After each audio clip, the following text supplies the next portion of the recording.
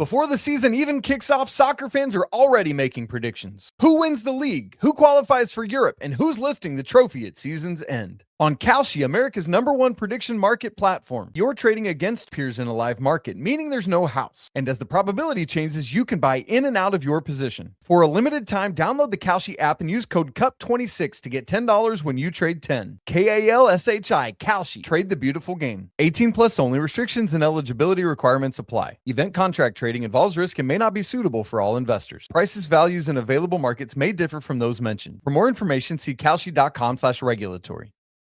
Sierra has all the best active and outdoor brands you need. From athletic stuff, like a full court pickup game, swish, to athletic-ish stuff, like a half-mile stroll. Get those steps in.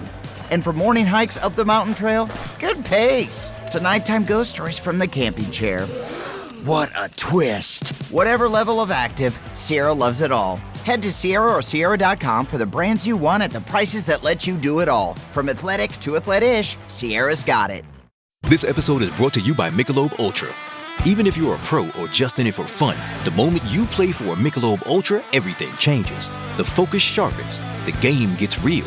Every point, every move suddenly means something more because a superior light beer is on the line. Superior is worth playing for. Michelob Ultra Superior Light Beer. Find it near you at michelobultra.com.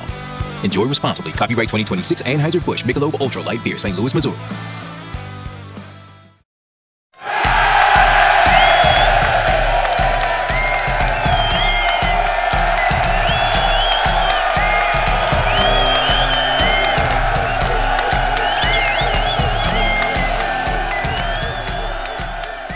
Yo, yo, yo, and welcome back to the Banter Boys podcast. My name is Sanji, with me is Pi and Andrew. How are you doing, boys? Welcome. Hello.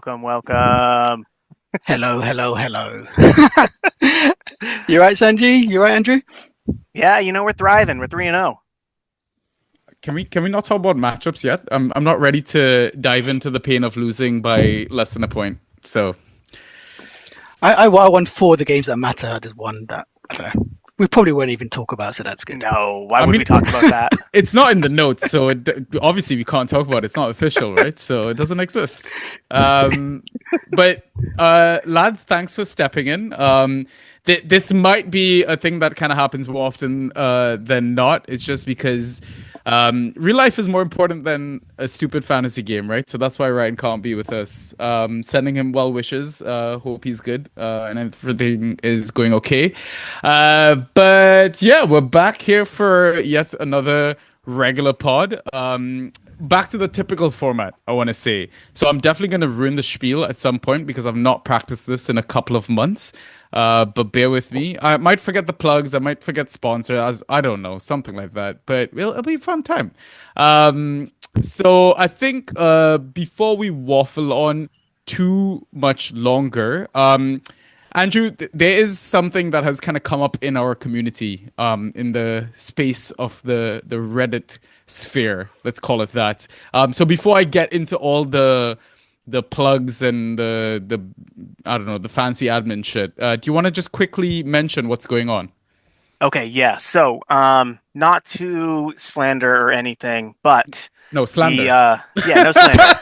It's a safe space. Do it. Yeah, let me just start off with saying I'm not going to do that before I really dive off the deep end and do that. You guys know me. So we've moved from the r/draft EPL subreddit.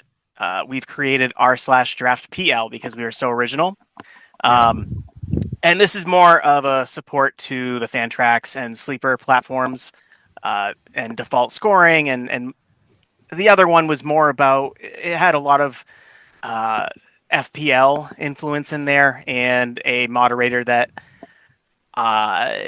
was deleting all the other content creators' stuff, saying it was repetitive, unoriginal, and banning me for calling out his... How dare he?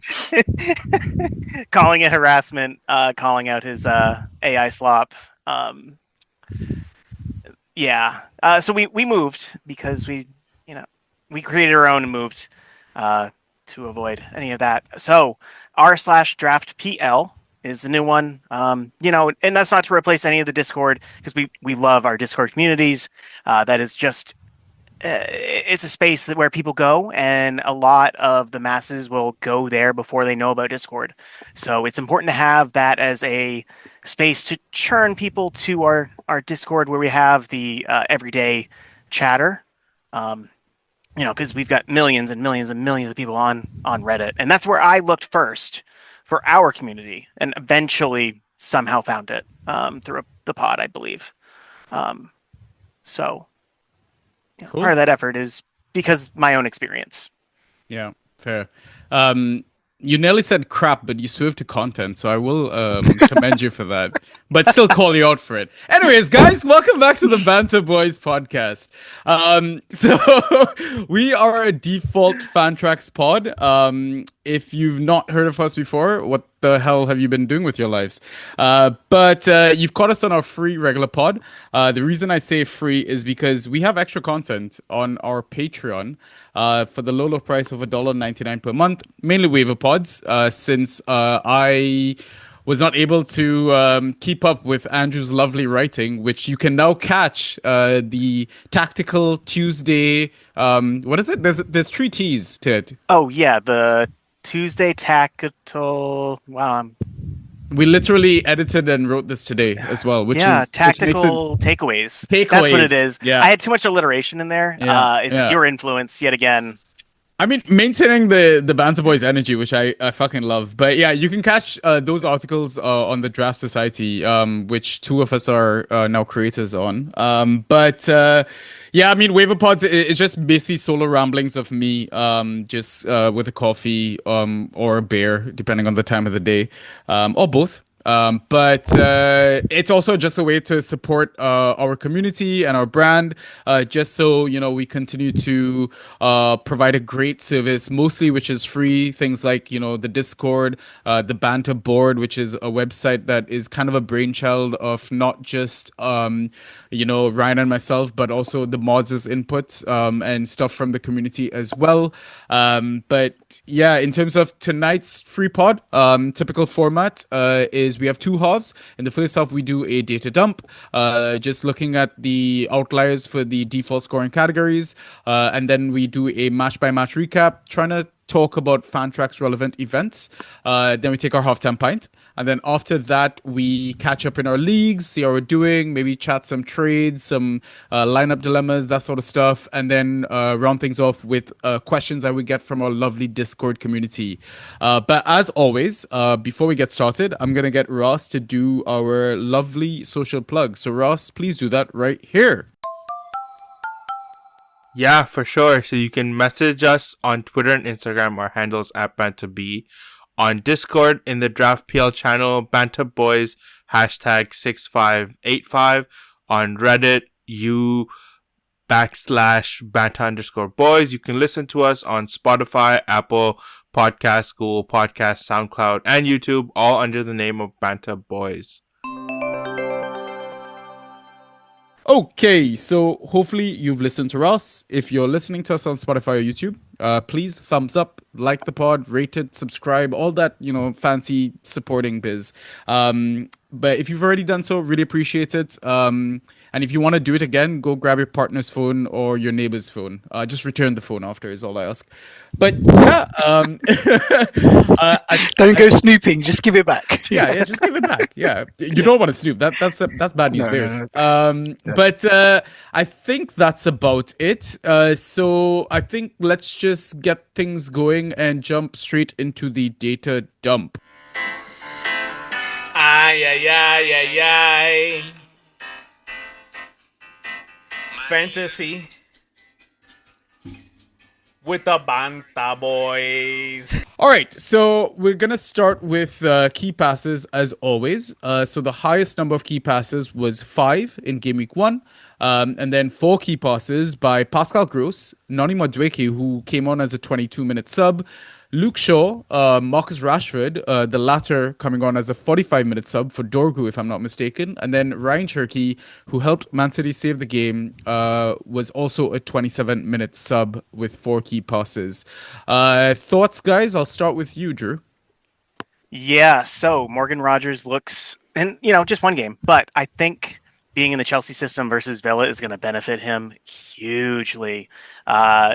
Last year, Chelsea generated 20 something more XG than Villa, and through my forecasts and recaps on Villa in the offseason, they don't generate points.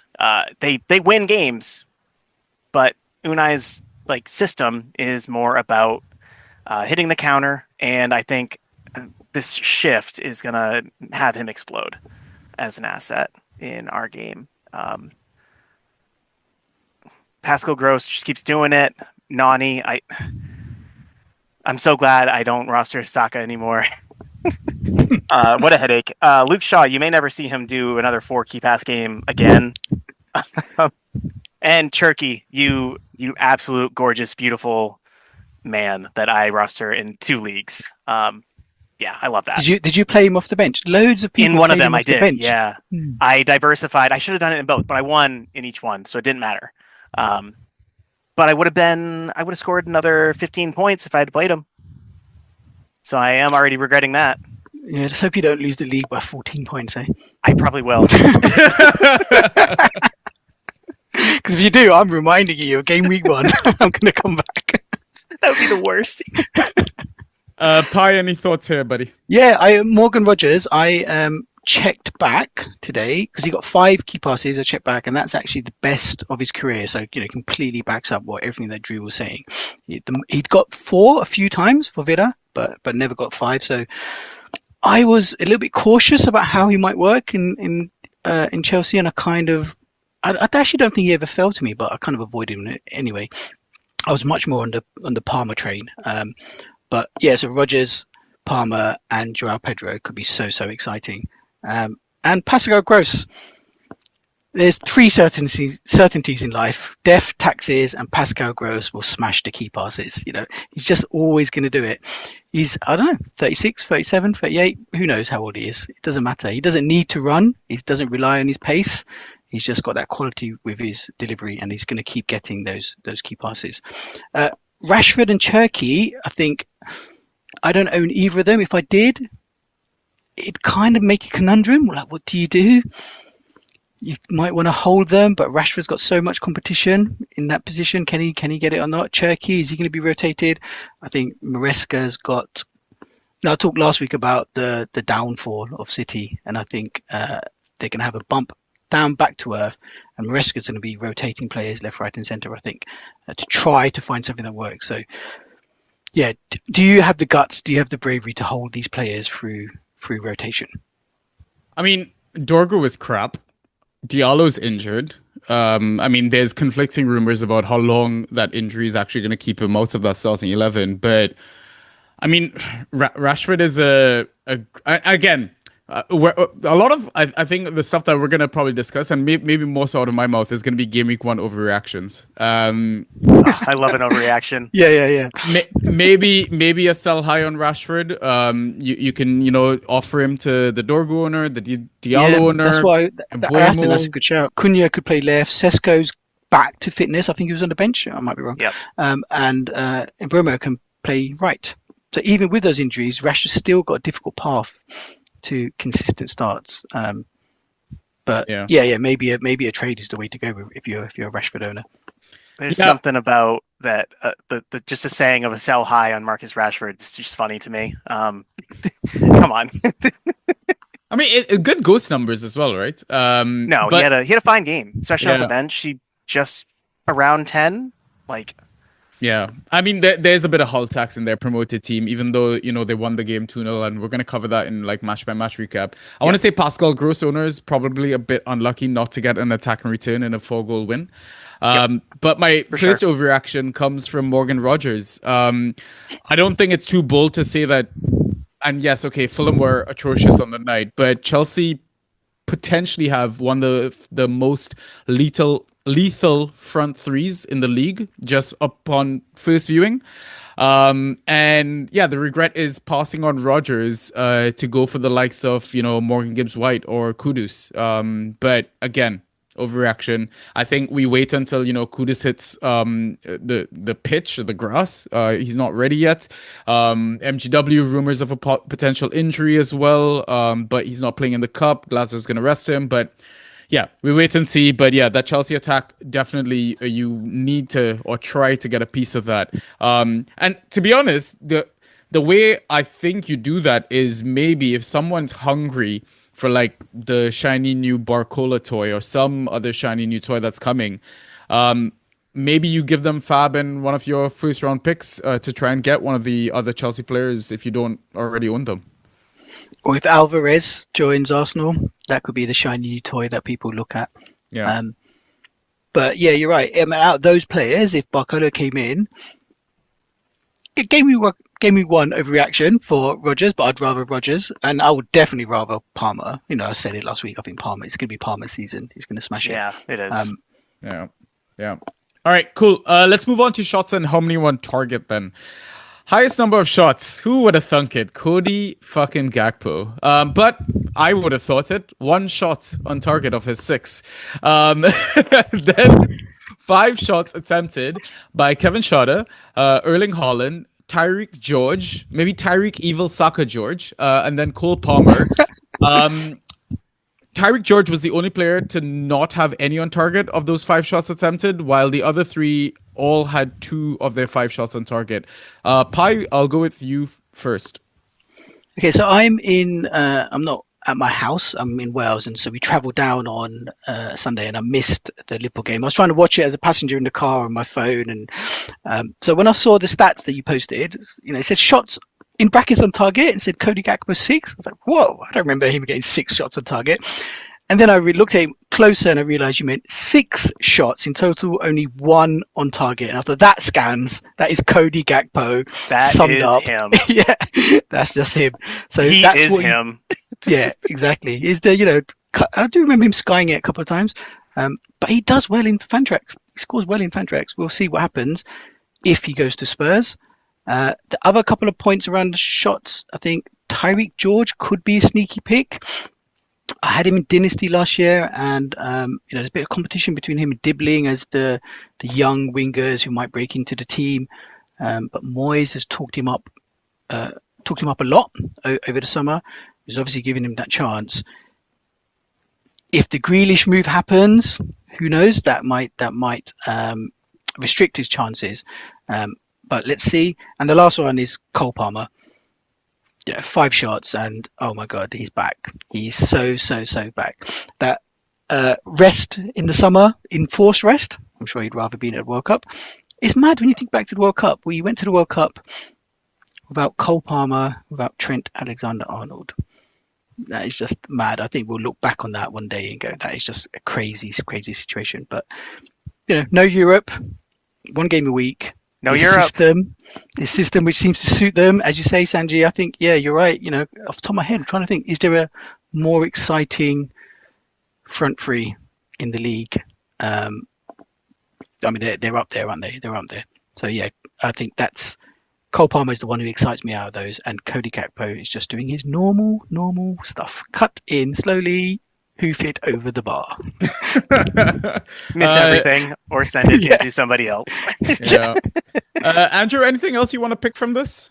Yeah, I mean, I have to mention Cody. I know we already talked about it, but man, that is on brand. That brought a smile to my face. Great. I saw his score. I saw he scored, and I was like, "Oh, come on! You got to make me look foolish." But this is just. Yeah, but his goal, Drew, his goal wasn't his trademark move. He was quite central, and I think he was brave. He was free man. He could just do what he wanted. But when he's on the left, he's got to do his robotic thing. So I think maybe that's why the defense has to know it's coming. That's all he does. There is no other move. It is telegraphed for the past 2 years of play. Tyreek George, though, I agree. I think he's a sneaky pick, and the score will mask it. Because he missed, Am I worried about his 0 on target? No. I think he showed a lot of liveliness and just, yeah, I'd be grabbing him. If he wasn't a forward, I'd be grabbing him, spending some fab on it. And Yeah, Cole Palmer, my boy. We'll talk about him later again. Yeah, it's again, it's just the Grealish. I don't know. It's just that's still like living rent free in my head. And I mean, we like a bit of copium in the Discord as well, right? We talk about the fact that Grealish hasn't changed his Twitter bio, or his like background images. It's all of him still in the Everton kit. They've not assigned the number 18 to anyone else as well. So, listen, the transfer window is still open. Lots of things can happen still. So just temper your expectations is all I'm gonna say. Okay, so next category, accurate crosses, not corners. Highest number was 3 by Nico O'Reilly and Luke Shaw. I'll take this one to start.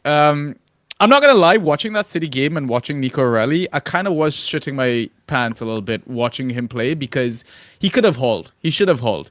Haaland missed some glorious chances, especially that chance in the box where he should have just thrown his head at it and he tried to do some other crap. I don't know. Maybe it's just match sharpness, that sort of stuff. But yeah, I mean, the Luke Shaw stuff, I'm just assuming this is just them throwing everything at Hull to try and get a goal.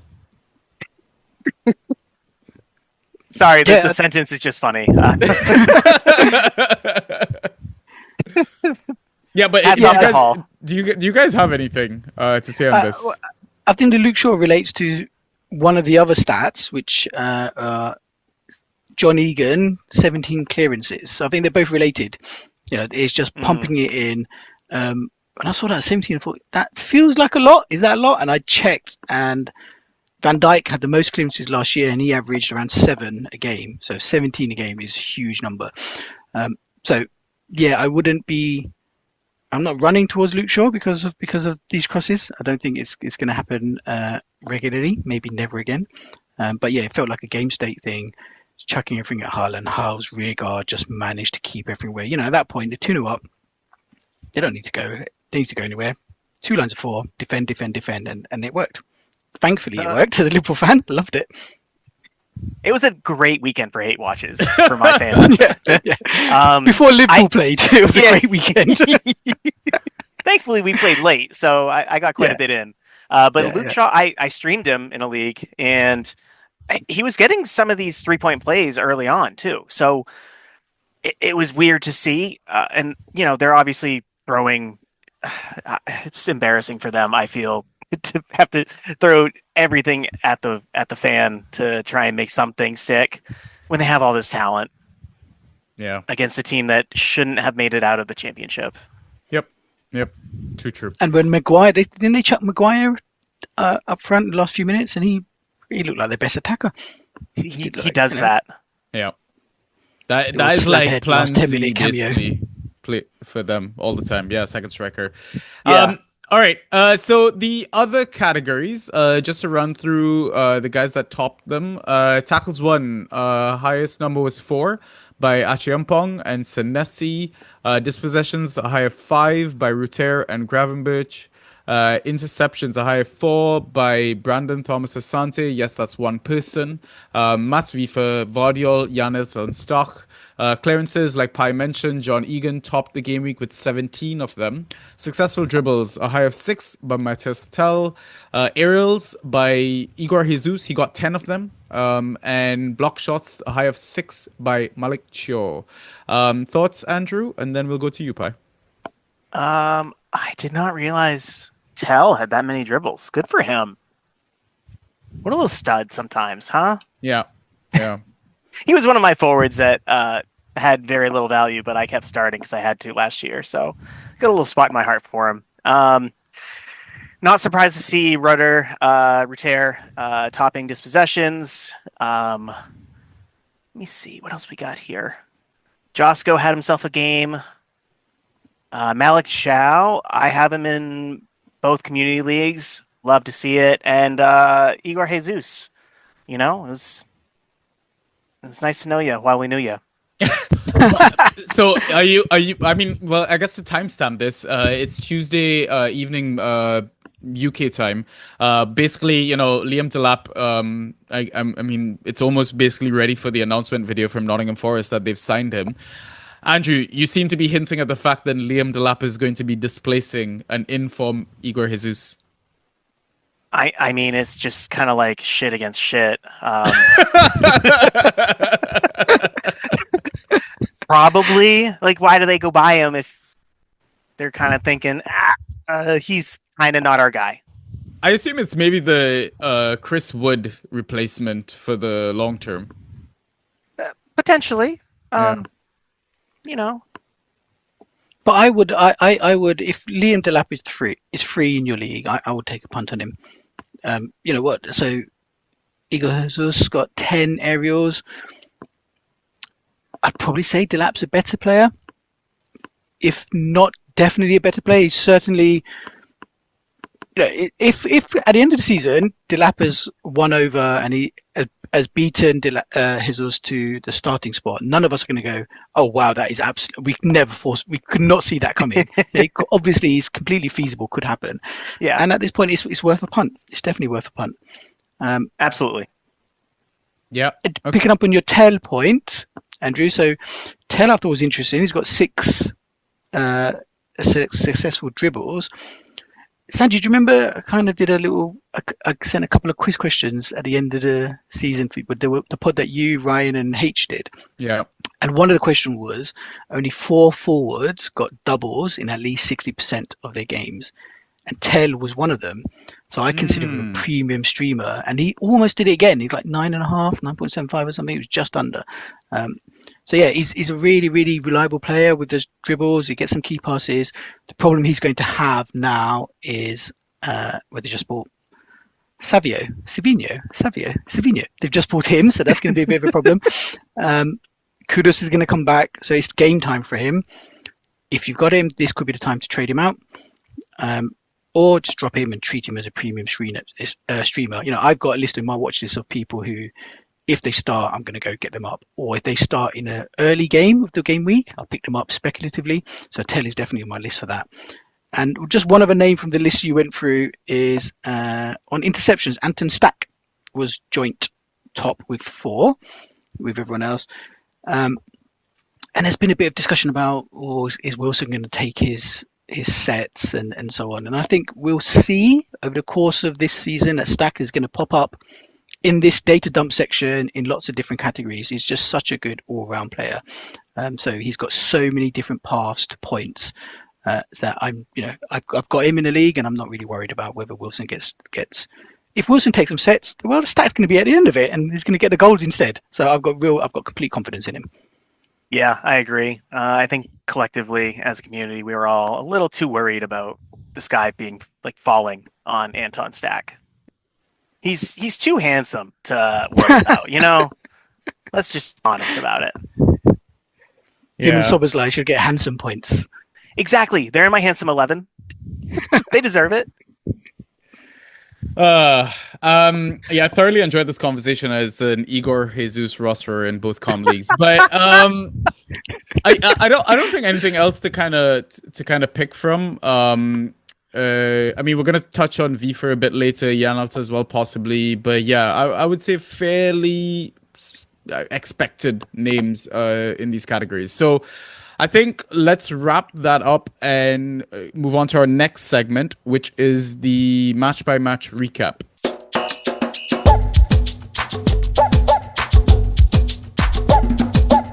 All right, so we start with the dreaded Friday night game. I'm sorry, I don't know if you guys feel this way, but I absolutely hate the game week starting on a Friday night. I do. Those early matches just make you feel like shit if you play someone who gives you a stinker. It really just ruins my whole vibe for the weekend. Yeah. Pai, I feel you feel different. You're excited to have football a bit sooner. I feel the same about the Saturday 12:30, but the Friday games, I kind of like it because there's more chance someone's going to forget, and the opponent will go, "What? There's a game tonight? Like shit!" And they've just left someone on their bench, But no one will forget the Saturday 12:30. It's part of people's routines.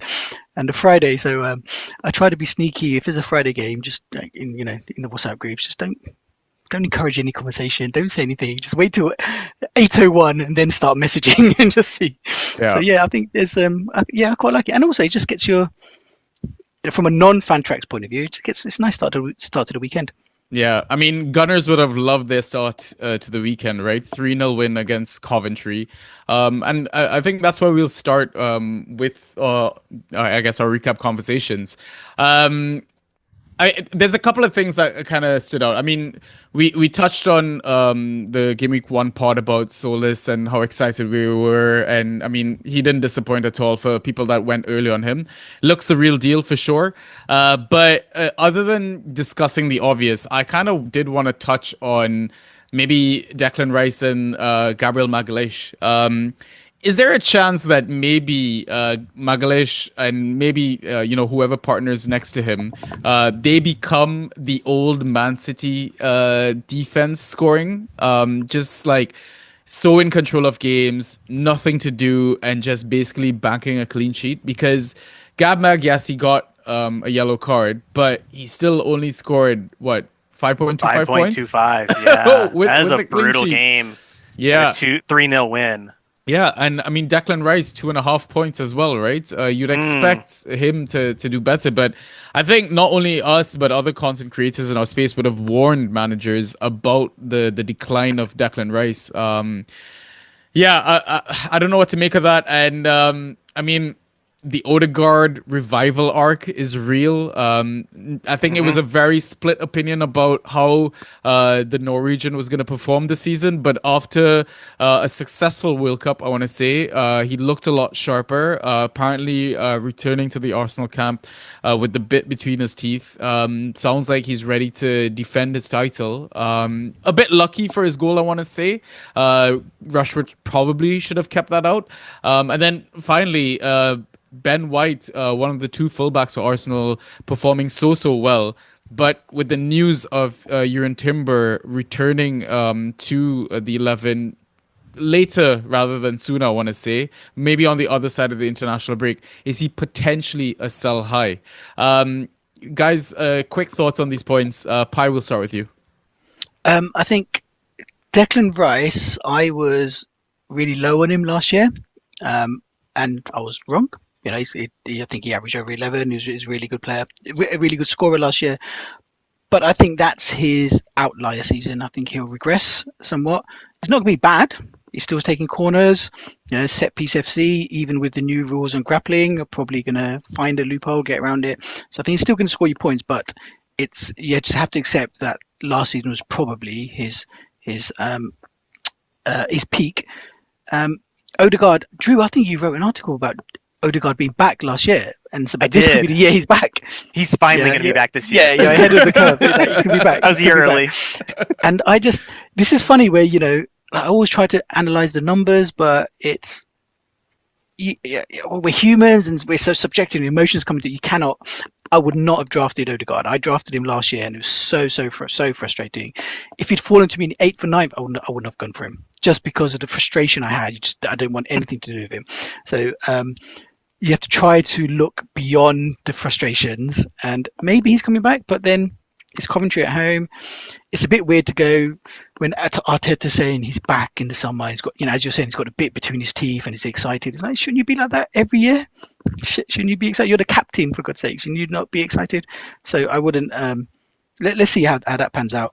And White, I would just keep him.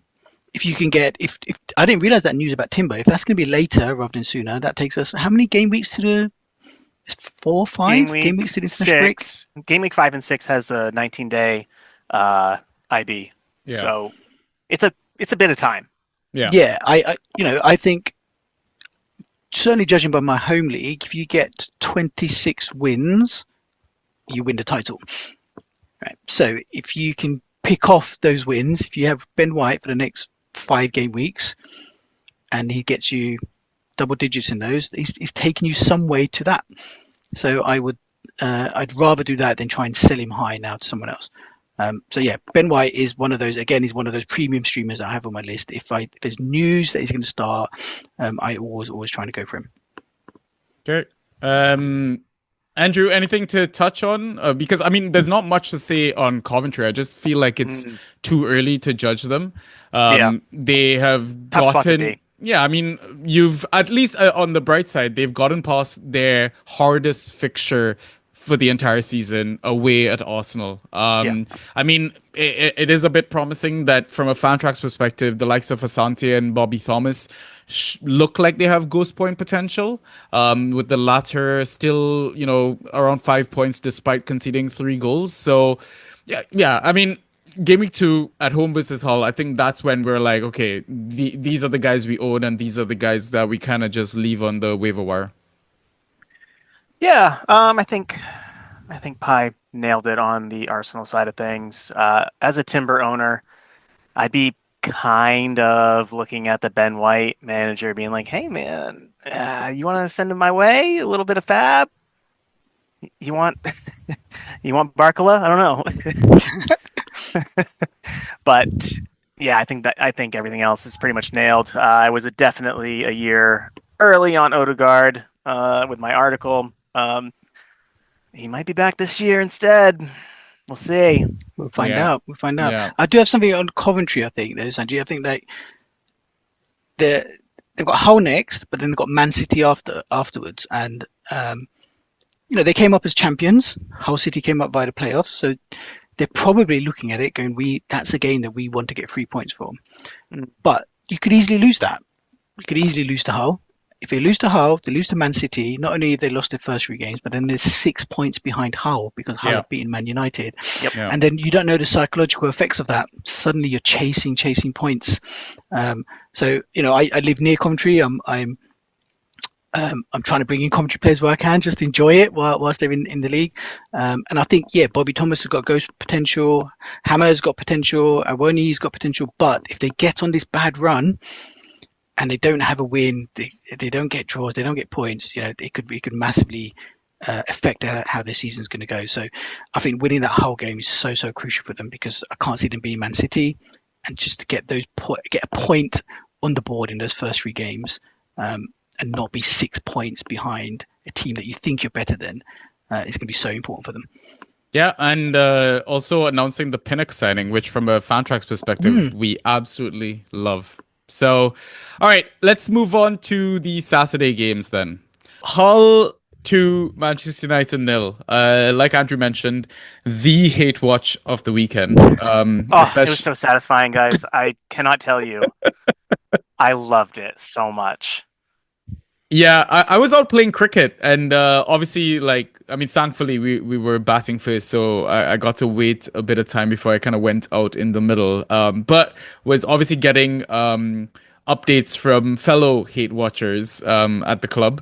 Hollow up 1-0. Oh shit, Hollow leading 2-0. And yeah, I mean, from a Fantrax perspective, I'm like, shit, well, there goes, the clean sheets that we would have brought in, Maguire or Luke Shaw, like Andrew had mentioned, or, Lamens, which you're surely lamenting. But I knew I knew the risks rostering Lamens after last season, when he couldn't score more than 3 or 4 points against Leeds as well, that fateful evening. But a lot of people are talking about Solakis, the new maybe roofs for the season. New hotness. I mean, Hull are going to concede chances, right? But they are. Still, to score 26 points with the clean sheet, that's a lot of ghost points right there. And the other player I kind of want to mention, who, I mean, Jeannie, if you're listening to the pod, we're obviously talking about your love child, Ryan Giles. But he went undrafted in a lot of leagues, and to be honest, probably. I was surprised by that. Pi, anything on that? So, firstly, I think, Sanjay, you're a man who believes in democracy, right? There's 3 of us. Conveniently. Kind of. There's 3 of us on this pod. I think we should vote about as two Liverpool fans, do we just sack off the rest of the pod and just talk about Man United losing for the next hour? I think we should do that. That'd be we amazing. could. You had me in the first half. There's a reason why Tash and Matt aren't here. So yeah. Yeah. But yeah, I think Solakis is an interesting one. I think Vaf shouted him out. So props to Vaf. He shouted him out, and I think he's picked him up. I think he definitely picked up in the league. I mean, with him. And there was an interesting comment from the manager afterwards saying, he's come from Olympiacos and he's used to pressure. It's, we might think of it as the Greek league and there's a horrible tendency to look down upon it, but an Olympiacos game is going to be lots of pressure. They're going to have to win. He's going to have to, handle that sort of environment. So mentally, you kind of think he's going to handle the Premier League, and he's shown that already. So he's definitely someone I'm gonna try and go for if I can. But he's still a goalie, so there's not, they're all much of a muchness. But there's usually one or two goalies who just stand out from the pack, and he might be the one is worth taking a punt. If he doesn't, you can just go back into the pack and find someone else. It'd be absolutely no problem. But yeah, Man United, what's not to like? This is when Ole did well, they gave him a contract, and could this be history repeating itself with an ex-player doing well for a few months and by dint of that getting a contract? It happened with Liverpool when Dalglish did it, and that was a mistake. It put us back for a couple of years whilst he was at the helm. So let's see, but let's enjoy this ride whilst we can. I love to see it. As I say, it's an amazing hate watch to watch Saturday morning. Oh, it was so good. I the first 20 minutes or so, I was like kind of waiting to see Hull break, and they weren't. They're putting United on the back burner and like putting them on their back foot, and I'm like, hang on, you're not supposed to be doing this, but I like it. There's that thing, the hope that kills you. You normally when if Man U or Arsenal, Man City, teams that I consider Liverpool's rivals go down, you start getting a bit nervous. Can the opposition hold out? But when Hull went 2-0 up, they just felt so relaxed. It just did not see Man United coming back into it at all. They weren't worried. They weren't scared, and you would think they would, because the XG differential that they had in this championship last year was like bonkers for them to go up, and they were the number 6 team, and they're the first one to do that in quite a while.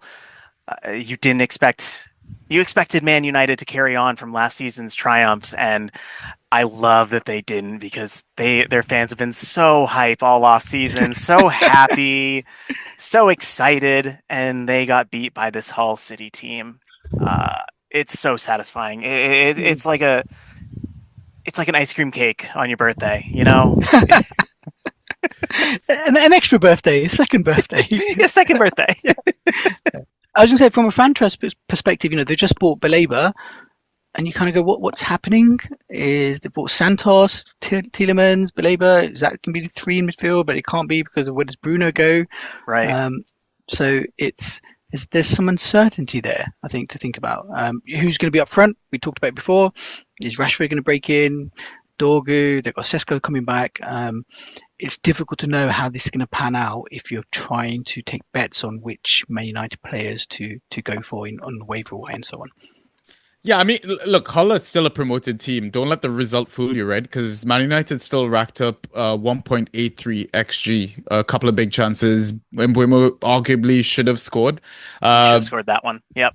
But yeah, I mean, we did kind of touch on the numbers with, Rashi and, like Pai just kind of mentioned, all these options that they have. But before we move on from this match, quick, would you hold, sell, drop? What are we going to do about Patrick Dorgu? Andrew?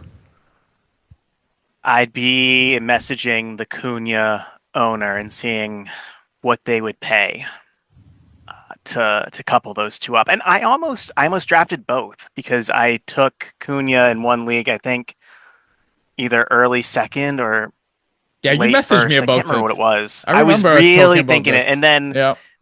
but I messaged our mods chat, and Juggos Ryan is in that chat with us, obviously, and he's drafting right behind me, and I forgot. I was 10, he was 11. I'm like, oh god dang it, you. But that that's worked where I would out go. It worked out well. It worked out well. He got at the grenade. Yeah, yeah. So I've got a I love a high PPS rotation player usually, but for Dorgu, one of my favorite books is Hitchhiker's Guide to the Galaxy, and I know Drew is one of yours as well. And there's a concept in there called SEP, which is somebody else's problem. And the idea in the book is if you don't look at something, it becomes SEP and someone else will deal with it and it won't affect you. Make Dorgu SEP, make him somebody else's problem. Offer him out, even if it's for one fab, just take it. Take a little bit of fab, pennies, 5 fab, that's 5 pickups towards the back end of the season. The last 5 game weeks, you might be able to get your first choice player. And if there's just so much uncertainty about how he's going to perform, how often he's going to play. Is he going to play left back, right wing, left wing? I definitely I think Dorgu is in one of those is in the SCP camp for me. Just make him somebody else's problem because someone will take him. He won't stay on the wire free. Someone will take him. So there's definitely going to be appetite for him. And then you just move on with someone safer. Yeah. Okay. Fair. So let's move on. Everton 2, Crystal Palace 0. Another scoreline where I would caution people, don't get carried away by that Everton clean sheet because despite Crystal Palace blanking, they actually racked up a higher XG than Everton did, 1.96, also registering 4 big chances. If I'm not mistaken, they also hit the post twice. I think both Eddie Nketiah and JP Mateta did so. And it was one of those situations, I think, where if Palace puts the ball in the back of the net with their early chances, it's a totally different game, this one. But in terms of Fantrax points from both sides, Barry looks like maybe again he's going to start the season with that spot as his. There's arguments that could be made whether or not it was actually an own goal. Should Njai even have the assist to it as well? It was promising to see James Garner on the bench, coming off the bench, getting a couple of ghost points as well for managers that would have picked him up in the third round or so. And then from a Crystal Palace perspective, honestly, my heart goes out to Chadi Riyad. Yes, another injury. Looks like a really serious one, especially after recovering from one and missing so much football because of it. But for me, the standout was new boy, Anan Kalaili. I hope I pronounced that right. What do you guys want to pick out from this one? Andrew, I'll start with you. So I didn't get to see this one. I was mowing my lawn and I had it in my ear because I'm a psychopath. That's not a euphemism, right? You were actually cutting your grass. I was on my riding lawnmower doing the thing. Yeah, Jesus. Is that another euphemism? Would you expect anything less on this podcast? Come on now. Just bants, just bants. Yeah. But it was really encouraging. I'm a Garner manager as well, so seeing him make the bench even was encouraging to me. Seeing him come on for any length of time at all was icing on the cake. Because you knew about the surgery, you kind of priced that in. So any bit of value today, excellent. Poor Chadi Riyad is right, though. I mean, that from what I heard in my ear when I was outside, it was not a good visual. So you hate to see it. He was kind of primed to have a decent year for them and have a good sized role. So for anyone, you really hate to see injuries of that nature. The crowd went wild when Barry scored, and I'm happy for him. I don't roster him anywhere, so I was betting on Beto to come in and take that. So, oh well. Beto's got better Fantrax numbers, but he does. Yeah. Managers obviously, weirdly, don't pick players based on Fantrax numbers. Why not? Why not? What's wrong with I it? mean, Yeah. come on. Crazy. I mean, Barry Wake still up. got subbed at the 78th minute, right? So there is still that possibility that Barry could have a run of couple of shit performances and Beto gets the starting spot again. I'll be quick. They'll share. Yeah. They'll share. A couple of things for me from that game. Have you heard Mateta? Loads of players when they want to get their move. Okay, to kind of go and strike. I'm not gonna train, or We've had players who drive to the club that they want to get a transfer from. Mateta has done something new I've never heard of. He's claiming the last year of his contract isn't the last year of his contract. He thinks his contract is now finished. It's just a completely new thing. Oh, what's this thing? It says 2027? No, that's a typo. It should say 2026. That's his argument to leave Palace. So you've got to be worried if you're a Mateta owner what happens, because if he's pulling that trick, how committed is he going to be? And the other name it's a bit of a conundrum going into this week is McNeil. So he didn't score very well. When he got the move, the very next pick I was available in the draft, so I took him. And because they play first, this is one of the downsides of people playing first. They played first on a Friday night against Man City this Friday. If he doesn't start, if Pino comes back in or something, what do? Do you hold him through? Do you lose a bit of flexibility to get through the game week? So that's something I'm pondering over the next few days. What do I do? Because I've got him in a couple of leagues, and the one thing I hate the most is getting to the end of the week and not being able to play 10 starters because I've subbed an early starter. That's just kind of winds me up it's one of my bugbears as a Fantrax manager. So yeah, just keep an eye out on what happens on the McNeil situation. I think, is he going to start this week? Yeah, I mentioned in Discord, I think somebody asked, are we dropping Mateta? And I was like, no, it's only the first game week, chill. Overreaction number 2 for the pod. I am chucking him the fuck out my team.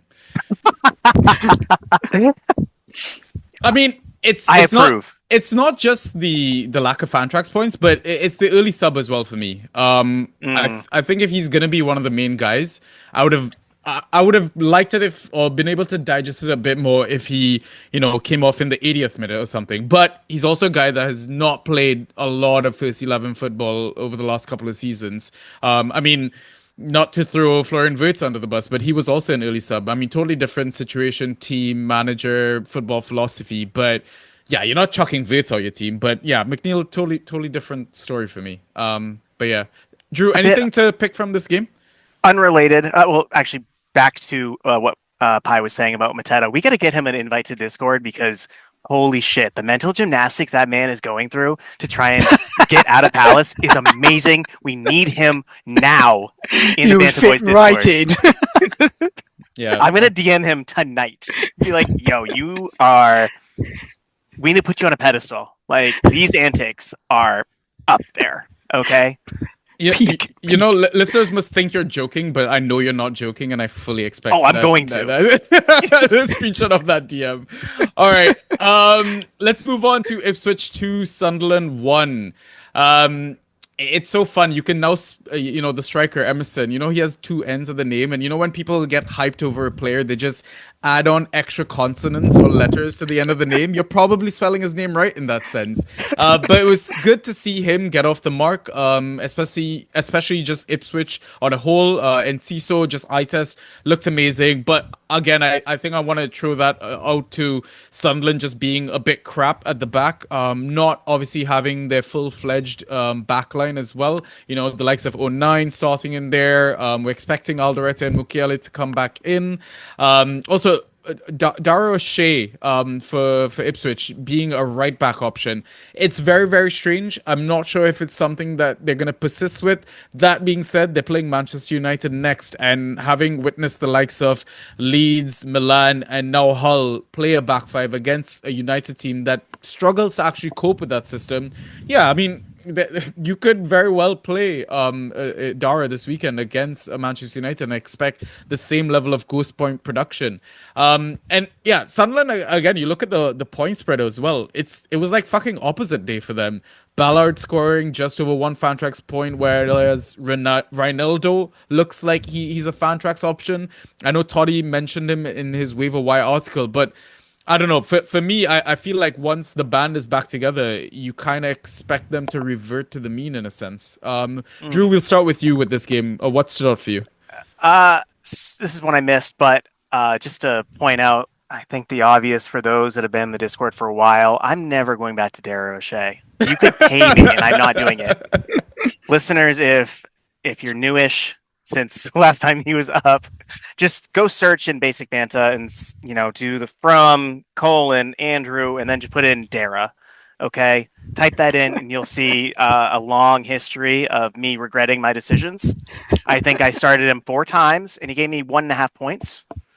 And I think And that's a what red card matters, or Drew. two. That's what matters. It's like how he performed for you personally. And I get that. It's like Exactly. Odegaard last year. It's like, man, I'm not having it. I'm not having it. Never I don't again. care what he does. I'm never picking him again. Once Yeah. bitten, That twice pain, shy. you can't get over that pain. You cannot get over that pain. So,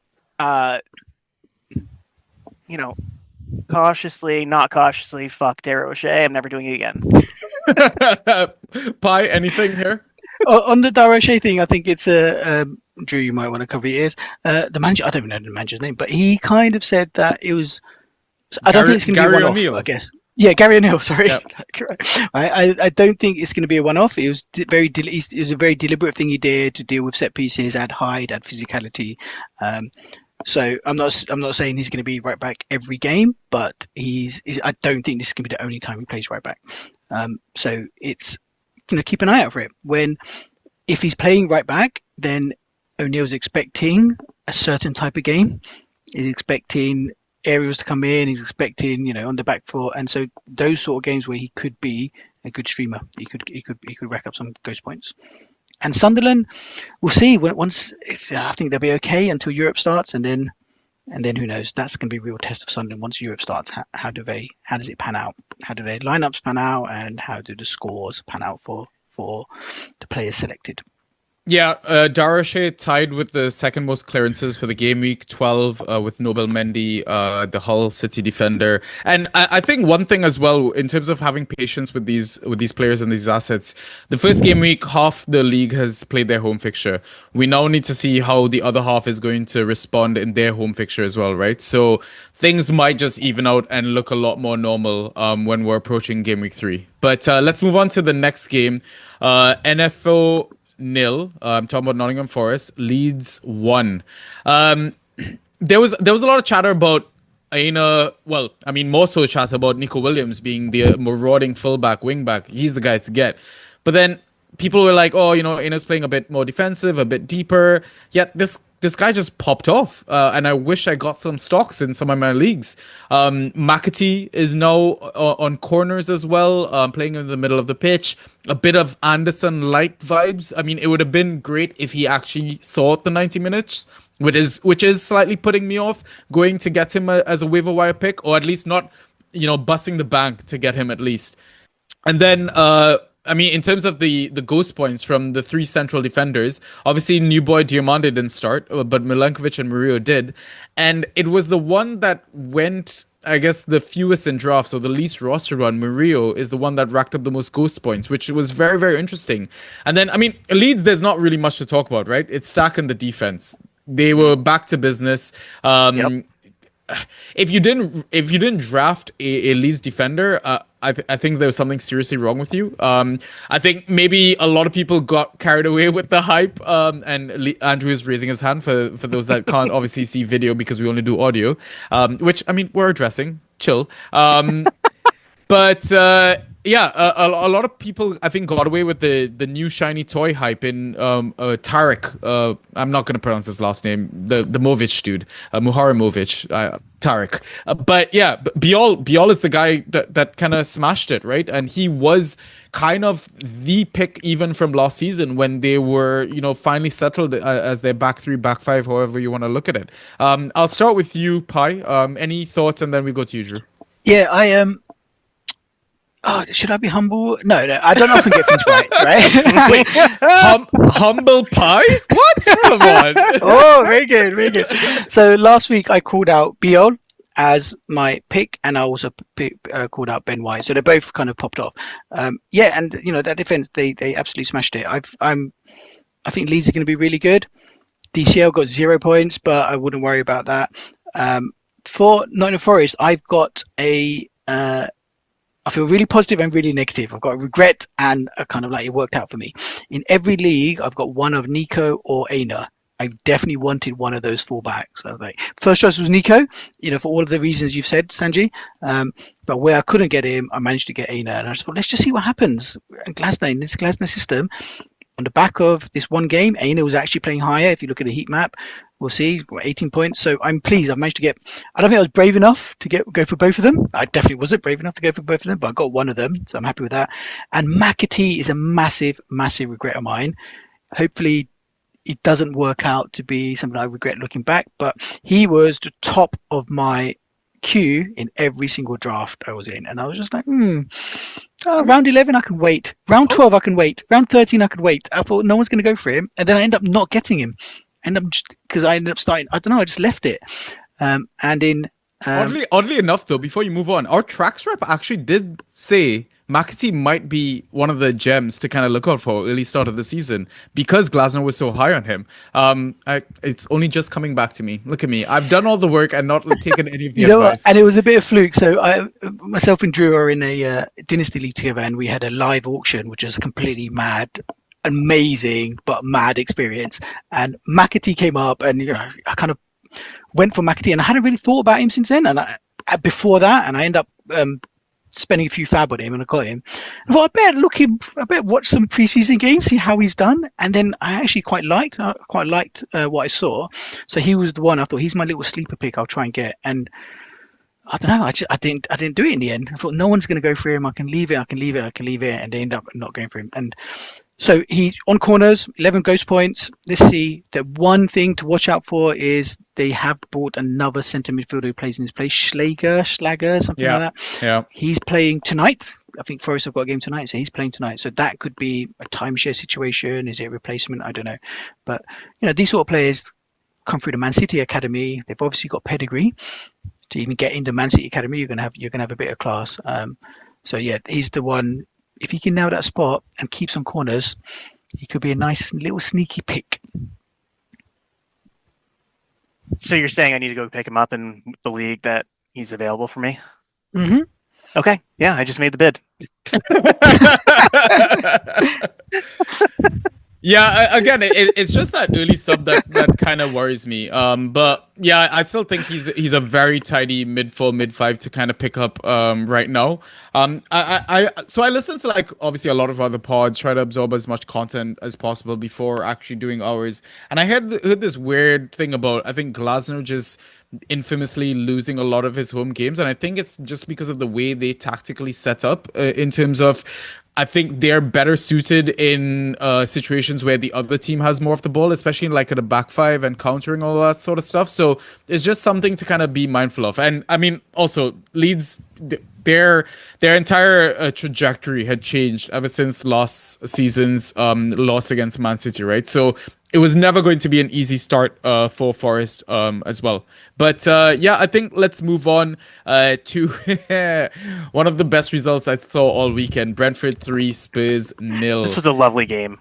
Yeah, it was just comical to see how much money that Spurs has spent, then going with that starting 11, and then the manager slating his team for not being fit enough for the start of the season. It's like, were you not in charge of this? But anyways, yeah, exactly. He's in control of it, isn't he? Yeah, yeah. I'm really sorry I didn't wake up on time this morning. I'm in charge of that. I can make that happen. What's going on? But we saw the likes of new boy Mamadou Sangare from Brentford, and we know Brentford along with Brighton, clubs that are infamous for just picking gems out of the transfer market. But I have this sort of feeling that, hey, can he be like Reinders 2.0? Because last season, when the campaign started, Reinders was the hot commodity, but then absolutely went off the boil. I don't think that's going to happen with Sangare, but again, it's one of those, let's temper the expectations, because I don't think he's going to get 2 assists or play, a under 18 Spurs 11 or whatever that was. Was it Mikey Moore that had the captaincy armband? Played right wing. No, Archie Gray had the Archie armband. Gray had it. Right. Okay. 20-year-old. Yeah. One of the kids, basically. And yeah, the other players that kind of stood out for me from a bit of Ghost Point perspective were the likes of Janelt, Ayer, and Jensen as well. For Spurs, again, I think it's one of those situations you can't judge the team just because I think only 3 of the players that actually started that game are expected starters most of the season. But it was interesting to see, the likes of Andrew Robertson get his first start and go 90 minutes. And then I totally missed it, but when I was doing the research for the pod, Solanke came on as a sub as well, and apparently he's expected to start the EFL Cup in midweek as well. But Drew, we'll start with you. Any standouts, and then Pipe. Obviously Singari. I nabbed him in one of my leagues, and I just had I was going to take him next, and then I think Joe took him right after I picked. So it was on the turn, and I was going to grab him there. I'm really high on him. He looks great. I wrote about him this week in my recap article. I loved it. He looked 22 and a half points, 9 something ghost points. Eye test passed, flying colors. And the tandem there of Ian Elton Jensen looks pretty good too. And the Bees, their press just absolutely smothered Spurs. Like they really didn't know what to do. And I kind of feel for Robbo. I hate to see it. You love the guy for a decade, and it's like you go to Spurs to get playing time, and they still suck. Is a question on Spurs. Given the money they've spent, what would be funnier if they got relegated or if they finished exactly 17th? I want them to finish exactly 17th for the 3rd season in a row. I think want another 17th battle. That'd be beautiful. Chef's kiss to go. How much have you spent to go absolutely nowhere? Oh man, it'd be amazing. Yeah, I think Sangare. He's got. Yeah, he's not going to get 2 assists every week, but he's got really good all-round stats from Ligue 1. And listening to lots of Liverpool podcasts as I do, he and someone else, Kamara, were talked about at the start of summer to go, they're the centre midfielders we need to bring in. And Liverpool, being Liverpool, didn't act. They have to kind of wait to the end of the transfer window before doing anything. And I don't think he's going to be like a Reinders flashing a plan. He's obviously not going to get 2 assists every week, but he'll play 90 minutes and he's got a good all-round game. I didn't go for him. I thought he'll be more of a defensive. He'll pick up your defensive points, but he shows that he's, they weren't flukes. He's, that one where he did a little 1-2, went to the byline, cut it back. He's got an attacking. He knows how to, he's got the attacking mindset in him as well. So it's a great pickup if you get. He'll just tick you those 90-minute points or. Every week. And the other Brentford player I'm liking the look of is Jensen. I'm going to try and get him in if I can. If he wins that spot over Damsgaard, which it looks like he will, then he's got a history of scoring well. He's probably going to be a player who's just going to give you that nice little bit of floor. As you know, I like my high PPS rotation players, but you need some floor to balance it out. So Jensen is someone I'm looking at this week as well. Okay, cool. Let's move on to the Sunday games then. We'll start with the Brighton one because 2 of them kicked off at the same time. I mean, Andrew's killing himself just looking at the notes that I made regarding Villa. I'm just seeing the silence. I literally all I wrote for Villa was silence. Yes. Sorry, John. Yeah. I mean, John did warn us in Inside Tracks. He's like, don't roster Villa assets. Yeah. They're terrible. At the start, especially. And they did go the start of last season till September, mid-September or late September before they even scored a goal. Yeah. And they still made Champions League. Yeah. I despise how they play, but it works. Eventually, it will work. You can't really doubt Unai for very long. Yeah, and I mean, there was also the chat that we had about the possibility of them playing a different style. I mean, they've lost their spine essentially, right? If we're assuming Watkins is out the door, that's Watkins, Rogers, Tielemans, and Konsa. And I trust Emery still as a fantastic manager. Whoever else he gets in to still kind of steady the ship in a sense. I mean, I've got one Villa asset, Manzambi, one of the stars from the World Cup, still holding out with the hope that, maybe he will come good or maybe he will be Rogers 2.0, right? But I don't mind it because of the value that I got him on draft day, basically being like my mid 4 or whatever you want to call it. But yeah, it's a concern. Not really much to say about them, even though Drew is rocking a Villa kit very proudly on today's pod. I am today, yeah. But That'd be a little bit funny. yeah, it's the Brighton part of things that really was up for discussion, right?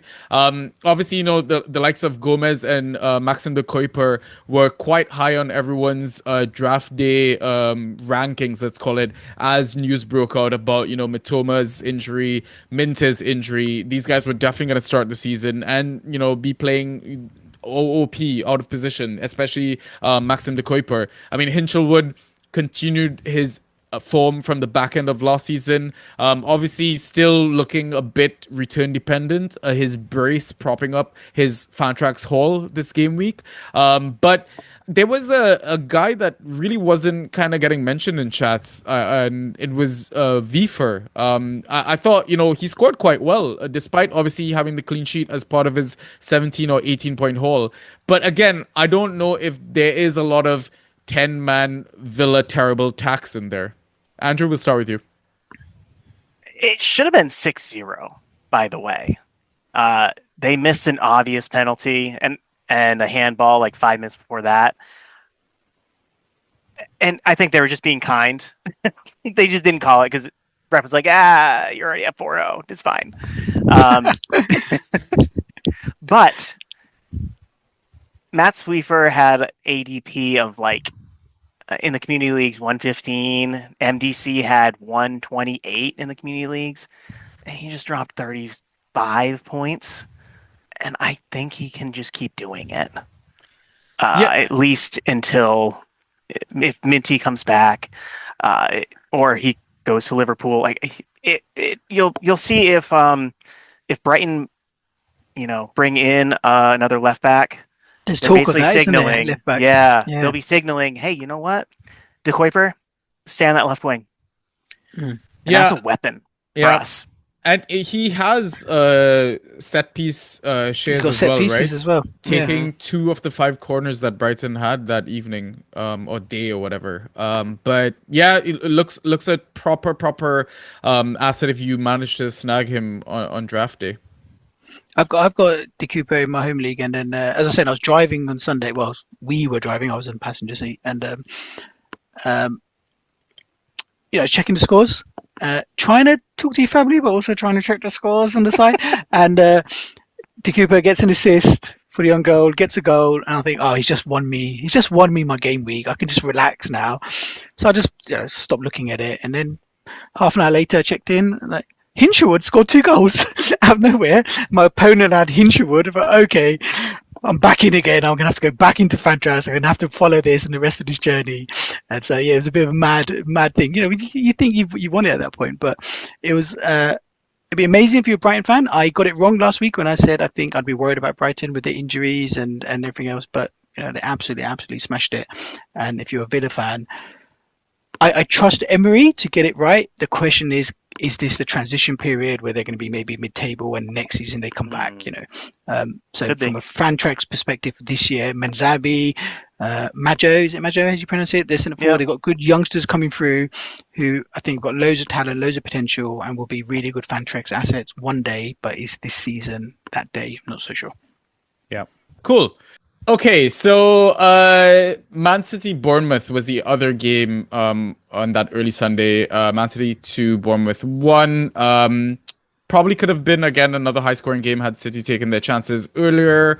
But yeah, I mean, we thought Pep Roulette was done. I think welcome Maresca Mayhem, if we stick to alliterations as we always do in this community.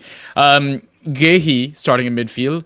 Cherki not even being in the starting 11. The likes of Rico Lewis starting. Fucking Lewis.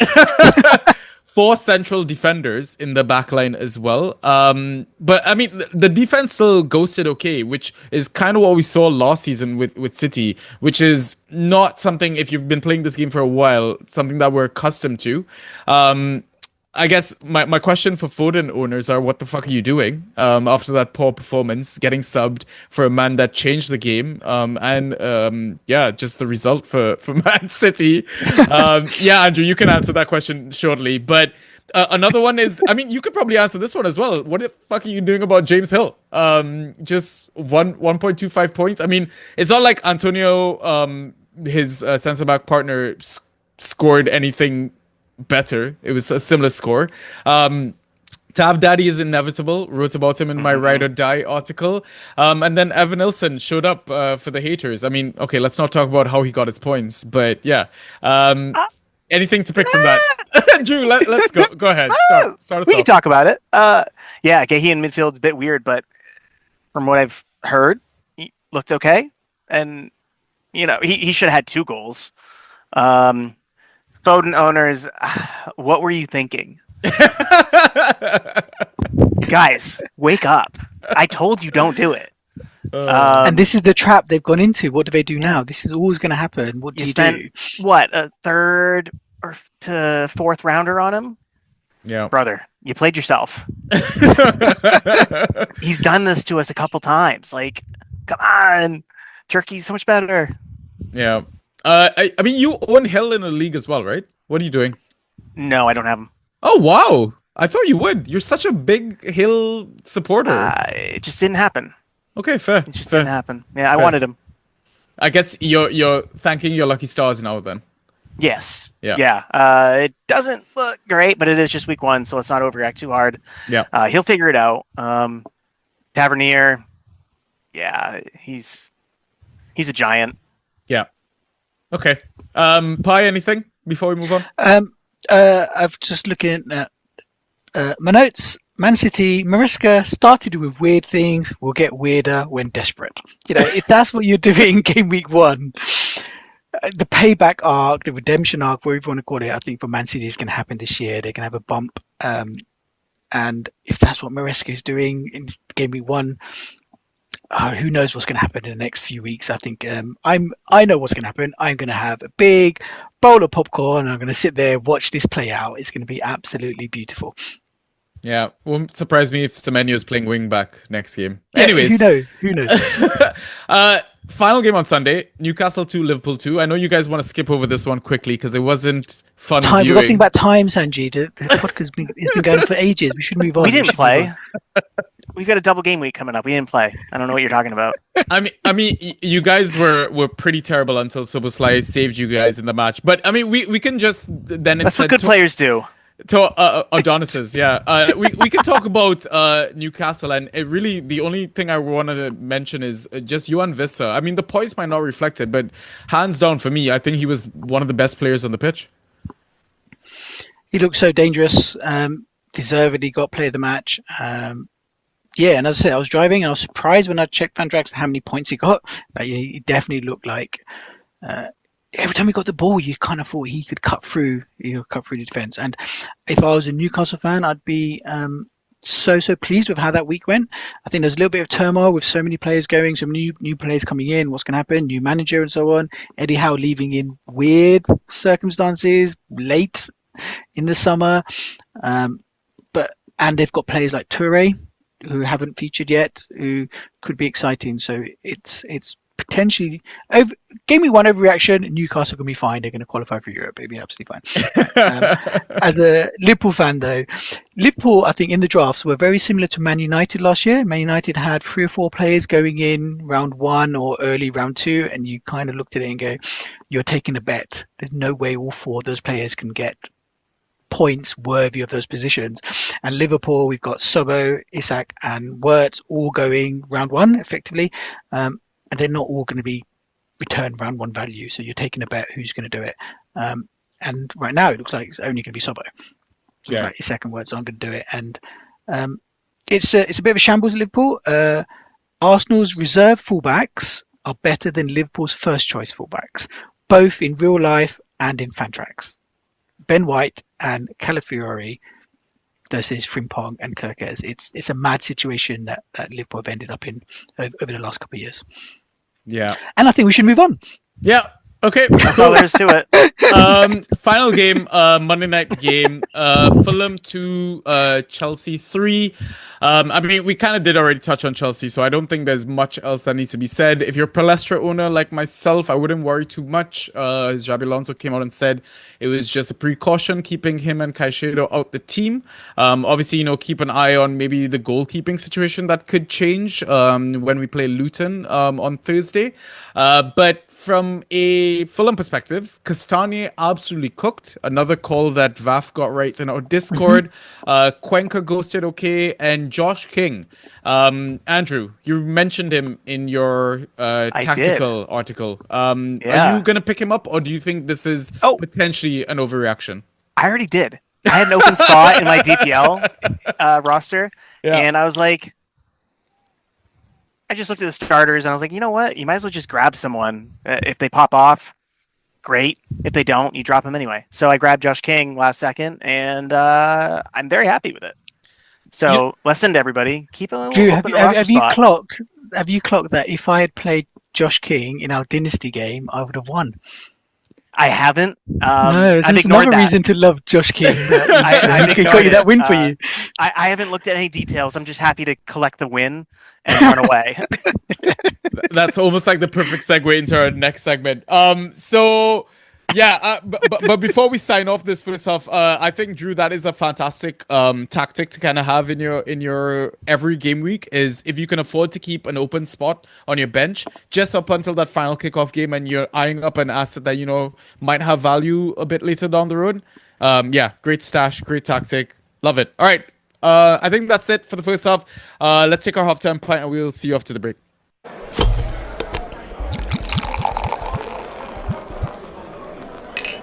And we are back. All right, so for the sake of time, I think we're just going to jump straight into our league updates. So let's do it. All right, so we'll start with IGL for each manager. Quickly do a recap, a summary of how it went, and any quick dilemmas, etc. And we'll go Andrew, Pi, and then myself. Andrew, take it away. Okay, 117 to 67 in IGL. It wasn't looking amazing at first. Joao Pedro showed up. Really enjoyed watching him play. Like, I'm really hyped on it. And I when I was drafting, I was this close to pairing him with Morgan Rogers, but I went Jerky instead. Same. And I should have so much regret right now. It's risky doubling up on your 1-2 though, isn't it? It's risky. It is, yeah. But I mean, Morgan Rogers, he plays 37, 38 games. Yeah, you're right. He's very dependable in that respect. I ran out 5 at the back because I believe in it, and I only played 2 midfielders. So wow. Yeah, I didn't. This is the league where I sat Cherky, and I've got Palestra and Poro on the bench because they were both out, and Grealish, we're still waiting on him. So I've got a lot waiting in the wings with value goes. So I ended up starting like Rossi Barks, Luke Shaw, Malo Gusto, and I almost topped 120. So pretty happy with it. Yeah, good start, man. Good squad. Nice. Yeah. Pi? IGL, I won 147 to 59.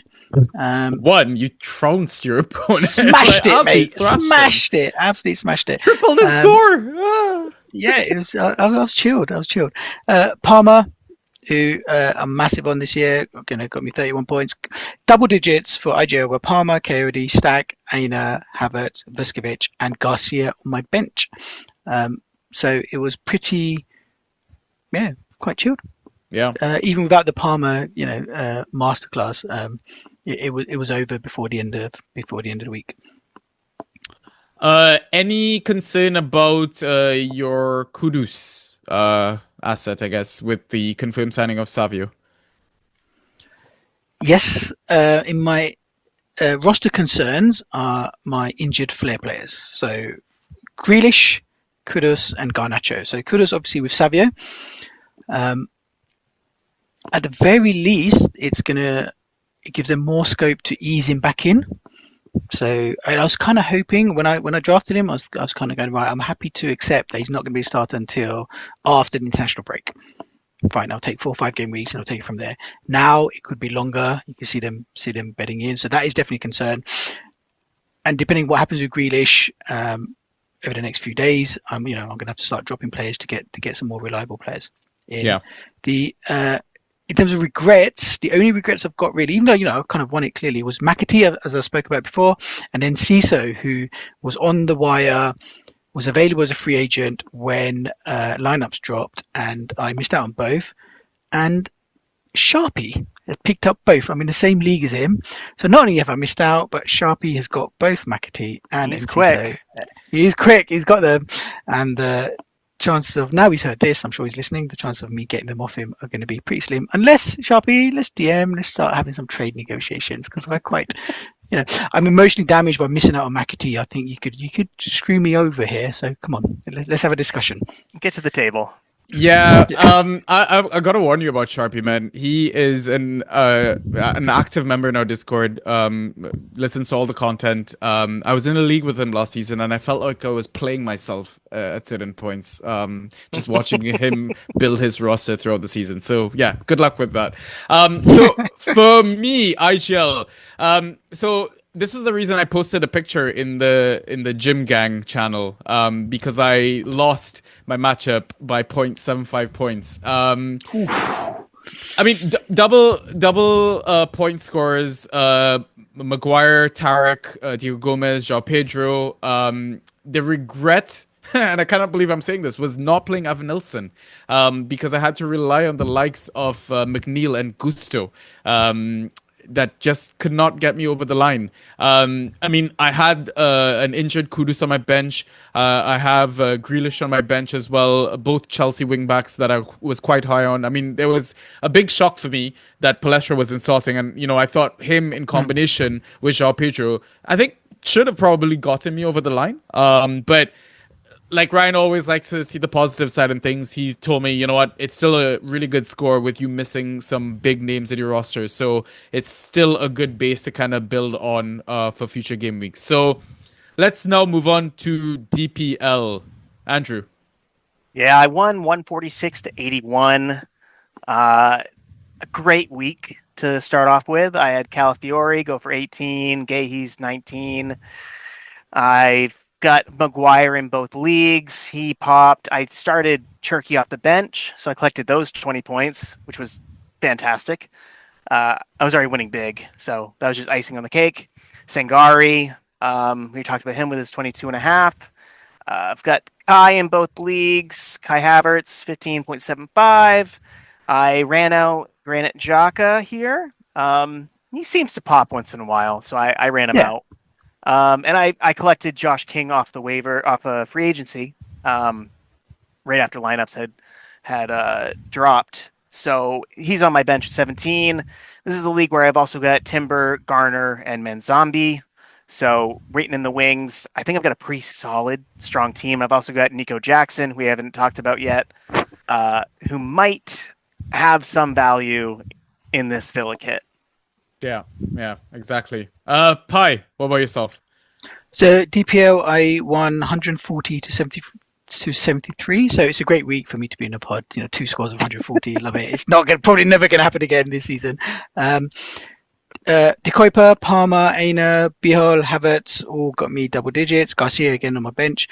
And this, I'm not in the standard DPL. I'm in the locked and loaded, which means that we have the free agency is locked before the first game week starts, and you can move people from your bench into your lineup, but you can't bring anyone else in. So you have to kind of plan for what you're going to do if this player doesn't start, and how you're going to navigate yourself through the game week. So I've got no regrets really, because a key thing for me was to make sure I've got 11 starters. I've got backups for every player I think is a risk, and I managed to do it. I managed to get through that with 11 starters. My concerns are Grealish again. Like, does he get that transfer this week? And McNeil is, what do I do? What do I do with McNeil in this lineup lock league? Play Man City on a Friday. If he's benched, then I'm a little bit screwed. So maybe I drop him beforehand. I'm not quite sure what I'm going to do yet. But it's a good start. 140 points in both leagues. I'm very, very pleased with that. I mean, would you even start him against Man City, even if it was not the first fixture? In a lineup lock, I probably would. Because you just got to bank those starters. You just don't know. I need to do the analysis properly of like where else my other. What I tend to try to look at is how many players in my squad are playing the penultimate or the last game. If I've got 2 or 3 players there, then I need to bank some starters earlier. But if I've only got 1 player, then I can try to get some backup for him during waivers this week. But yeah, I think Palace, the Mateta situation, I'm not sure Palace are going to be great for Fantrax points, apart from maybe Kalili, who's going to potentially replace Munoz. He might be the one to look at. But yeah, I've something to think about this week for what do I do about Mino. Okay, cool. So then for me, I did actually win a matchup somewhere. So I won 125 to 100. And I don't know if it's because I played 5 at the back here and not 5 at the back in the other one. I think that is really the solution to all my problems. I think it is. Yeah. I played a 5-2-3 in at least one league. I think I might just force myself to play back 5 in all my leagues in the rest of the season sort of thing. But the performers, Kelleher, Maxim de Kuiper, Maguire, Tarek, and Sazolis, new boy at Arsenal. The regret, again, we just mentioned, avoiding Morgan Rogers in the draft and looking at, the other managers get the points that they're probably going to get for the rest of the season, especially given Neuro Europe and all that stuff. And then the concerns, I mean, it's good to see Garner come off the bench.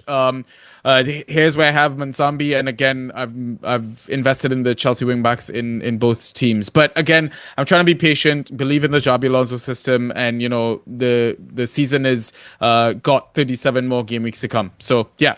Anyways, before one more game before we move on. So we normally only just talk about DPO and IGL. Yeah. We've referenced it before, and Drew's way too humble to mention it, but we have. Inferred so it kind of you. Throughout. Yeah, so we're in a dynasty, and just the way the games fell out, my squad was basically done, and then Drew had 5 more games to go, and he's like, right, okay, I've set my score. Can you chase me down? And it ended up with Drew needing 27 points, 27 points or something from Cole Palmer. And of course, it's Cole Palmer, and he did it. And so the last game of the season just managed to reel me in. So yeah, well played, Drew. I hate to say it, but well played. I can't believe you're a bigger man than me. I would have ended the pod right there. Anyways, before we move on to the final segment, always our mods give us shouts for the next game week. So I'm gonna quickly run through them. Obviously 2 of the lads are with me on the pod at the moment. But maybe you can just quickly say yes, no to the other guys. But all 4 of them, we'll start with Pies Punt. If you're struggling for a forward, how do you fancy a forward who scored 10 points per game 3 years ago and 9 points per game 2 years ago? What if I told you he's only 22% rostered? With Watkins eyeing up big bucks in Saudi, Nico Jackson might be back on the menu as his replacement. You'll have to hold him through this game week and hope he gets the move. That's what punts are for. So let's punt. Then moving on to Nauru's Nugget. The boy is busy. I asked him, you got a nugget. His response, Ellis Sims. That's it. No write-up. No charm. The man is a salesman as well, by the way.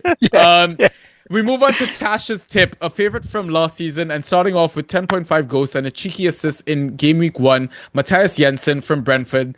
Go on, get on Tash's tip. And then finally, Drew's dart, Jacob Biol. He's a stud. Disrespect him at your own peril. 18.25 in his opener with the Clino. Coming against Brentford at Ellen Road. Should be a battle. 21% owned. So, I mean, you boys, obviously, I love your shouts, both of them. But quick words on the nugget and the tip? I think the tip. That's a cop show we never thought we needed. But I think I like it. Jensen, yeah, great. Drew, your shout, Behold, amazing as well. And Naru, if you're listening, I'm not quite sure about Ellie Sims. I think Awoniyi might start. I think he would just come straight in.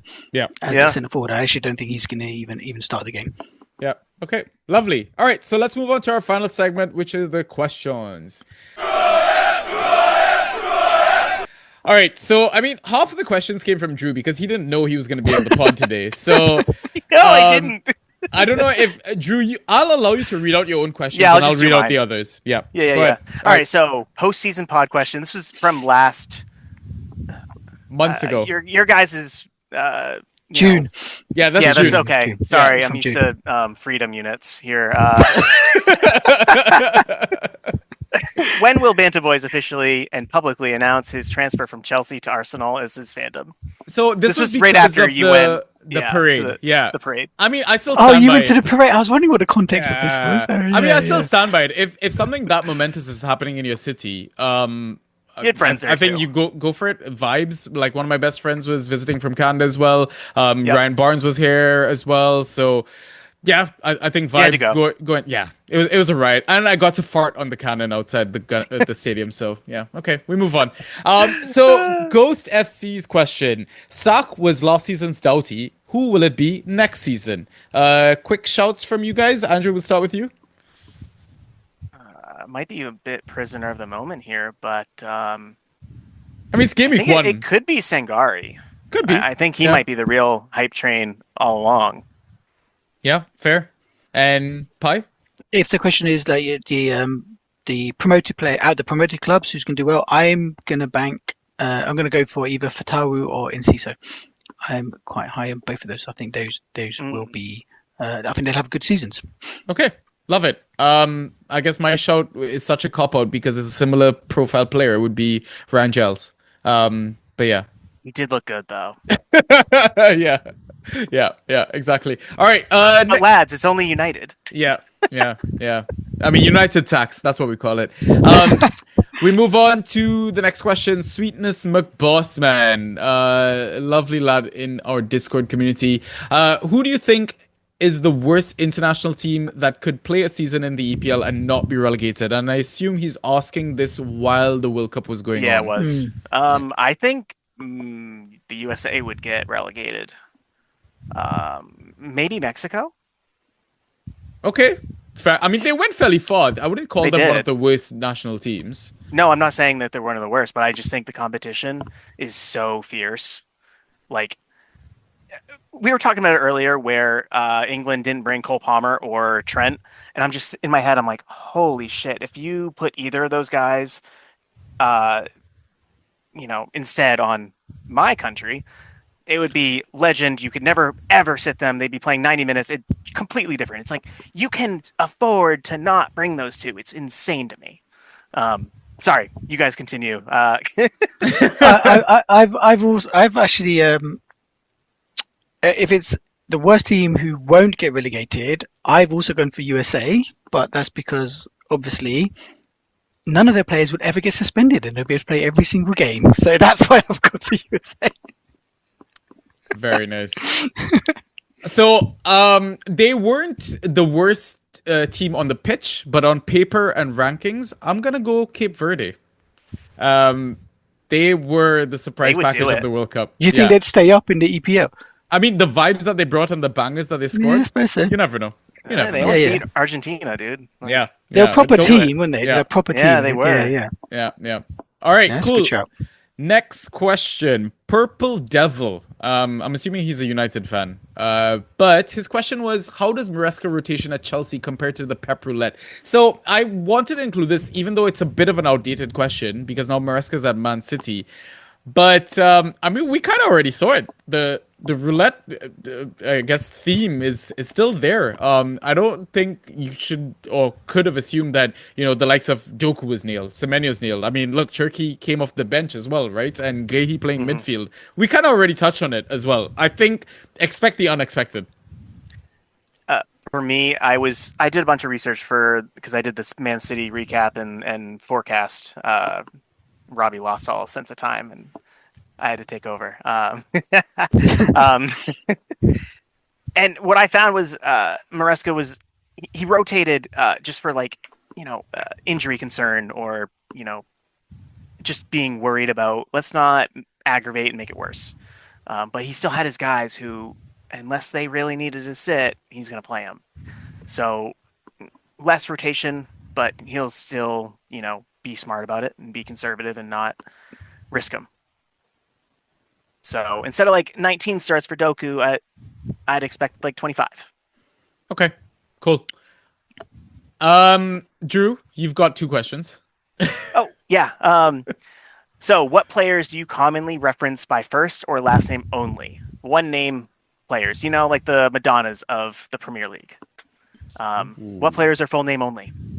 I love this question. I absolutely love it. Right. So, and I've been listening out on this pod to go, the players I've listed out, are they happening? So one name only players, or you reference by first or last name. Kai Havertz. Drew, you've said Kai a couple of times. You haven't bothered saying his surname. So I say Kai Havertz. Often people just say Kai. Yep. Trent is the other one. You just say Trent. Probably because his name is so long, you can't be bothered to say his surname. Exactly. It's so long. You say Screw Trent. it. But what I've kind of been geekily fascinated by the other side of it for years of why are some players always referenced by their full names? And the examples I've listed out, Curtis Jones. You never hear him called just Jones. He's always called Curtis Jones. Joao Pedro. No one ever calls him Pedro. He's called Joao Pedro or JP. And Ben White. He's never called White. You always say Ben White, and we've done it on this pod as well. I think if we listen back, Always. it's going to be Ben White. So, that is a weird and one. I don't know. It is weird. I don't know why. Why some names I you refuse just have to say kind of pair you up. can't just go Ben. No, you can't just go White. You just go Ben White. You always just say Ben White. So yeah, I love that question because it's something that I've spotted. There are certain players you do double name them. You have to, like Bruno G. You'll never call him just Bruno. Yeah, but that's because of the other one. Red face. Fernandes. I mean, and also like Reinhard Nuri, people usually just say Ran as well. Yeah. So yeah, that's another interesting one. Cool. All right. I think you have another one. Oh, I do. What can you throw further? A baguette or naan? And I was educated. Yeah. I was educated. I originally wrote in non-bread, but that's just saying. Oh yeah. Bread. That is like saying bread. Well done. Yeah. I would say it's a baguette, right? Well, it depends. Are you gonna like frisbee? No, javelin. What? With the non-bread. Excuse me, the naan. Yeah, you can just frisbee that. I think I'm better at javelin than I am at throwing a frisbee.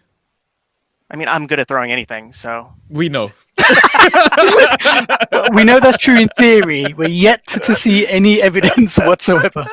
How many years have you been in this Discord that you've not posted a video of you throwing a golf ball yet, by the way? Yeah.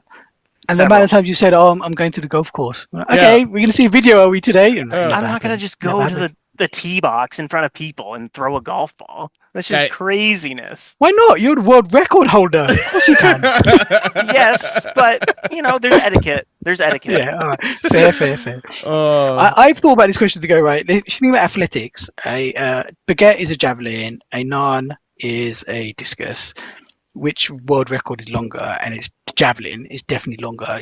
Javelin is so long they've had to change the specifications of the javelin because people are going to throw it out to the stadium and throw it into the crowd and so on. But that's because a javelin is aerodynamic and a baguette isn't. So I would probably go naan because you could just fling it as a discus. I reckon. My vote is naan. I think. Okay, fair. So then we'll move on to next question from Sweetness McBossman. Which forwards do you feel good about having as your forward one? Quick names from you guys. Drew, start with you. Kai. Who else? JP. Yeah. But he's probably looking for a little bit further down the line. Let's see. Who's not Evan Nielsen? McBurney? After this weekend, yes, I think I absolutely would feel good about McBurney. He will feed families this year. Yeah. Yoann Wissa, I might feel decent about that because he looked like Brentford Wissa. Yeah, he did. Yeah.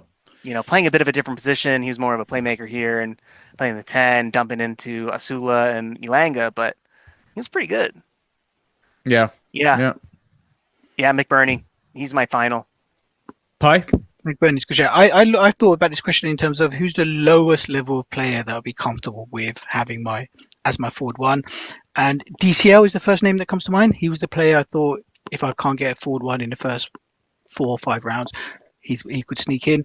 And so DCO and Havertz are the two I think I'm comfortable with. As it goes, I have got DCO in a couple places, Havertz in a couple places, and but in my home league, I've got Solis as my forward one. I'm very happy with that at the moment. I am obviously concerned about potential game time. If they sell Martinelli, are they going to buy someone else? So on and so forth. But I do need to bring someone in as a bit of a steady Eddie floor, just to, because I'm not sure. He'll definitely get rotated. But yeah, kind of DCL Kai level is the lowest level as a forward one.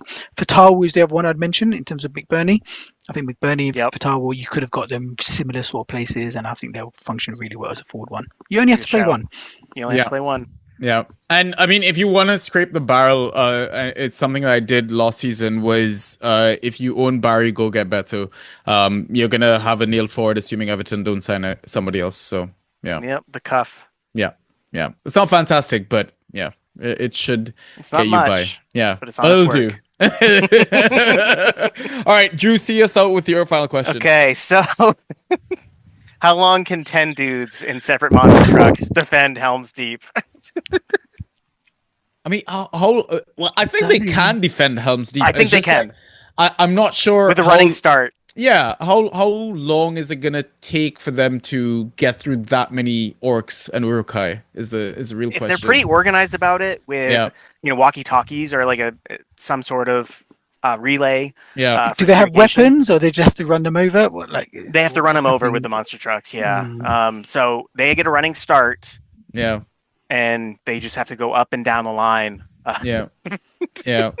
Well, is Gandalf still showing up at the end of the battle, like with the other? I think that stays. Okay, yeah. that stays. Okay, yeah, fair. I mean, he's your last ditch effort. Obviously, like you need that. Yeah.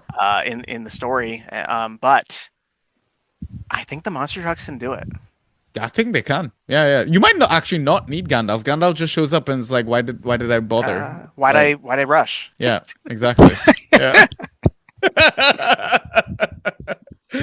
Pi, anything else to add on this before we sign off, bro? On the Helm's Deep question? Yeah. No. Okay, lovely. All right, so listeners, that was everything for tonight. It was a bit of a long one, but I mean, it's standard for us. And yeah, I mean, I'm pretty sure you would have loved it, and probably are very sad that the pod is now ending. But before we sign off, lads, any final pieces of advice? Anything you want to add?